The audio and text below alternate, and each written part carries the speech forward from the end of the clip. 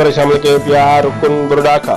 सिंध में कलम 144 लगाइण वारे फ़ैसिले मां आमिरत जी बुई अची रही आहे। बलदियाती चूंडनि में मुखालिफ़ पंहिंजी शिकस्त ॾिसी असांजे उम्मीदवारनि जा फार्म रद्द करण वारो अमल धांधलियुनि जी शुरुआत आहे।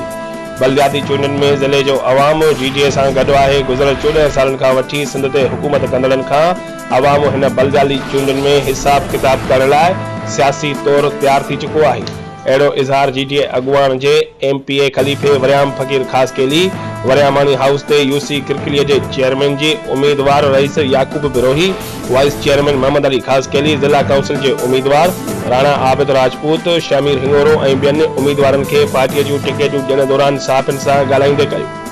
खलीफ़े वरियाम ख़ासकेली वधीक चयो त बलदियाती चूंडनि में असां मुखालिफ़नि सां भरपूर मुक़ाबिलो करे पीर साईं पागारो जी दुआनि सां कामयाबी हासिल कंदासीं। रिपोर्ट करण वारा जान मोहम्मद अबड़ो, बे न्यूज़ रुकन बुरड़ा।